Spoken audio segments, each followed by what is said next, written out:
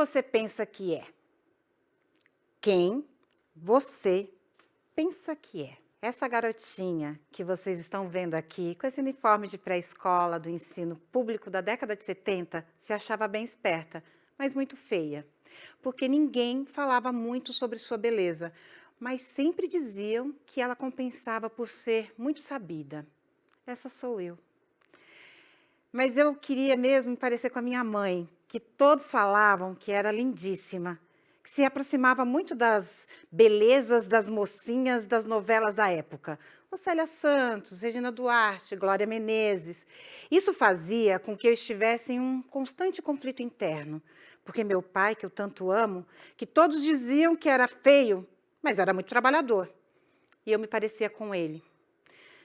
Mas eu não queria me parecer com meu pai. Aquele pensamento de parecer-se mais com a parte valorizada da família. Isso nunca te passou? Pois é. Nessa mesma época, eu tive a felicidade de visitar uma cidade do interior da Bahia, Amargosa. Foi pela primeira vez. E lá eu conheci a mulher mais sábia e linda do meu mundo. Ela era uma encantadora de gente. Ela era do Sagrado Coração de Jesus, sabia rezas como ninguém, era bezedeira das boas, sabia fazer farinha de mandioca, cantava muito, muito alto na fonte, para onde ela me levava para lavar roupas. Quando passava pela rodagem, uma rua que passa um monte de carro, era um trajeto de 2 quilômetros, indo para a igreja. Todos pediam sua bênção, e eu achava aquilo o máximo. Imaginem isso, no caminho todo, ela parecia uma rainha, que todos queriam reverenciar, porque todos pediam a sua bênção. Nas histórias que ela contava, ela era a protagonista, segura de si, de suas fortalezas, e minhas crenças nisso eram tão fortes que só há algum tempo descobri que, na verdade, ela prestava serviços domésticos. E isso não é um demérito, é digno, mas talvez minha avó não quisesse que eu tivesse essa profissão como escolha. De alguma forma, ela entendia que eu poderia ser a chance de uma nova narrativa feminina da família. E eu era a primeira neta mulher. Isso poderia significar o rompimento de um ciclo. Intuitivamente, ela entendia que, através do lúdico e de suas contações de história, aonde a bravura, a coragem e a beleza eram atributos femininos, construía, no meu imaginário, uma realidade de transbordo de potências. Passar o poder para a outra é generoso, principalmente quando esse ou essa tem poucas referências ou nenhuma. Dona Evangelina um dia se virou para mim e, com um olhar profundo no meu, me disse: filha, você é linda e muita gente se perderá nos seus olhos. Cada um aqui deve ter aquela pessoa que fez você se enxergar de forma grandiosa. E naquele momento, meu mundo se expandiu. E eu me senti linda e potente. Mas quem aqui não cresceu sendo permeado também pelas histórias infantis ou programas televisivos que traziam imagens de uma beleza que não se representavam, que você não se via? Traziam imagens daquele considerado protótipo da perfeição, dessa estética que é tão valorizada, e também uma imagem que significava sucesso. Será que aquelas imagens que você via ou vê na TV correspondem às tantas belezas que te cercam? No Brasil, 54% da população é negra, mas nem eu e nem você cresceu vendo essa realidade retratada nas grandes mídias, nos espaços públicos e nem nos privados. Quantos médicos, professores, presidentes de empresas negros você viu, vê ou teve? E quando uma criança de 5 anos não se vê, quem ela pensa que é? No ano seguinte daquela foto de uniforme que eu mostrei para vocês, tive que repetir de ano, gente. Mudaram as regras do ensino público e crianças nascidas até abril de 73 poderiam ir para o primeiro ano. No meu caso, era de outubro. Tive que repetir, e sem nenhum problema, porque eu amava estudar. Eu amava a minha primeira professora. Ela era altiva, tinha cabelos lisos, longos, tinha voz forte. E eu só não entendia porque ela era tão amarga comigo. Ela era a minha primeira. Era tudo para mim. Um dia, peguei de um quintal, no caminho da escola, uma linda rosa e levei para presenteá-la. Ela jogou a flor no chão e esmagou na frente de todo mundo. Aí eu pensei, mas ela não era assim só comigo, ela era assim também com meu amiguinho, o Pedro, que por coincidência ou não, também era negro. Na verdade, dos 34 alunos numa escola pública, naquela época somente haviam 2 crianças negras, eu e o Pedro. Mas ele era muito quieto e não tão rápido quanto eu nas entregas das atividades.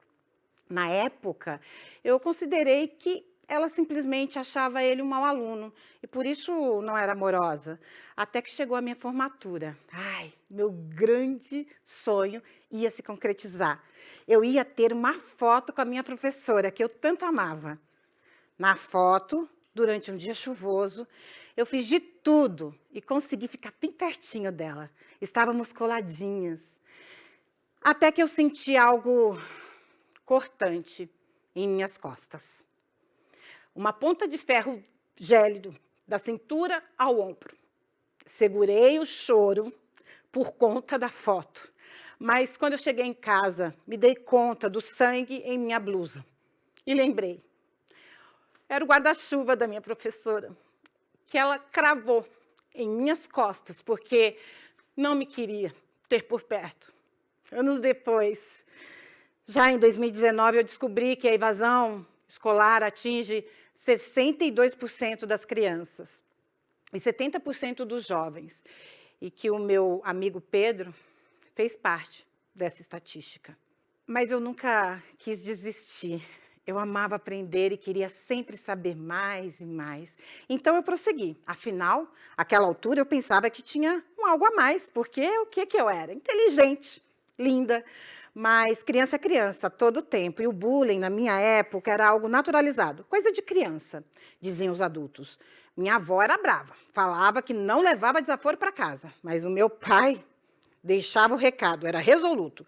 Não quero briga na escola. Se você vier com essa confusão, vou ter que te tirar. Deus me livre sair da escola. Naquela época, eu sonhava em ser professora. Como eu ia realizar isso se saísse? Eu sabia que ia me aborrecer com o bullying que havia contra nordestinos. A xenofobia tilintava. E com esse nome, senhoras e senhores, não havia como negar a genialidade nordestina dos meus pais. Egdávia, mais Arnaldo, muito prazer, Egnalda. Mas eu tinha uma carta na manga. O rei, Roberto Carlos, fez uma música para mim. Eu escutava toda hora no toca-discos lá de casa. Ainda não sabia ler, mas eu tinha certeza de que escutava. Vejam se vocês escutam, ou já escutaram essa música. Egnalda, me abrace forte, Egnalda. Me conte uma história, Egnalda. Me faça dormir, Egnalda. Eu tinha certeza absoluta que ele cantava para mim. E no meu primeiro bullying, saquei minha carta. Contei para os meus amigos que o rei fez uma música em minha homenagem. E foi batata. Ao invés de Lady Laura, gente, a galera toda ouvia Egnalda. E aí, só 5 anos depois, é que me dei conta de que não era Egnalda, era Lady Laura. Mas aí Inês é morta. Todos já haviam comprado aquela ideia e eu já tinha me tornado Egnalda, a melhor aluna. Ao longo do caminho, tive mestres marcantes de língua portuguesa que me desafiava a sempre entregar o meu máximo. E ela dizia, você vai realizar tudo, só siga olhando para o que pode fazer melhor e melhor e melhor. Você voará. Aos 12, ensaiei e fui antagonista de uma peça que eu mesma escrevi. E a professora de artes, Fátima, ficou encantada. No ano seguinte, ela me convidou para ser quem? Xuxa! Eu fui fazer o show da Xuxa. Gente, eu não acreditava. No máximo, eu achava que eu ia ser a Marlene Matos. Mas o mais incrível foi a anuência dos meus colegas. Quando ela anunciou que eu seria a Xuxa, todos os meus colegas levantaram e aplaudiram.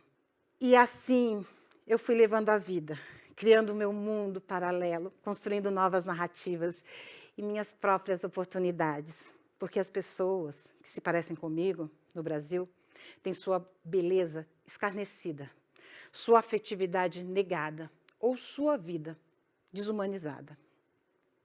Segundo a ONU, a cada 23 minutos, um jovem negro morre. 76% da população mais pobre é negra. 79,4% de pessoas analfabetas são negras. Em média, a renda de negros é 40% menor que a de brancos, segundo dados de 2012 do Instituto de Pesquisa Econômica Aplicada. Nossas diferenças, frutos das intersecções de nosso país, são usadas contra nós, quando deveriam ser a favor de todos nós. Estou falando da economia brasileira, que cresceria se todos nós crescêssemos juntos. E daí eu te pergunto, mesmo quando o universo todo diz que você não é grandes coisas, mas seu microcosmos te mostra todas as suas fortalezas e suas fraquezas também, claro, o que você começa a construir de si? Quem você pensa que é? Eu vinha de um universo em que meu pai, mesmo sendo um trabalhador e já empresário bem-sucedido, ainda assim era parado pela polícia e desrespeitado diante de uma filha pequena de 10, 11 anos. Então eu consegui enxergar que para pessoas negras existia um abismo entre o que elas pensavam que eram e o que o mundo dizia que elas eram. Também enxerguei que meninas muito confiantes, corajosas, por vezes eram enxergadas como meninos. O mundo tenta nos colocar em caixinhas do que acham que somos. Determinam lugares para pessoas negras, para mulheres negras, indígenas e brancas. Mas quando temos oportunidade de nos enxergar nas nossas grandezas e fraquezas, conseguimos dimensionar a nossa potência. Quando auxiliamos outras pessoas a realizarem seus sonhos, isso se transforma num movimento inimaginável. Se você aprende que pode e ensina, carrega, estimula outras a acreditarem, mesmo o mundo dizendo o contrário, é possível transformar o nosso micromundo que reverberará para o macro. Certo dia, eu perguntei a uma mulher que admiro muito, inclusive fisicamente muito parecida comigo. Perguntei como que eu faria para subir num palco desses. Isso foi em 2017. Ela me olhou de cima a baixo e perguntou: quem você pensa que é? Nesse momento eu caí num abismo de incertezas, inseguranças, que já havia visitado em outros momentos da minha vida.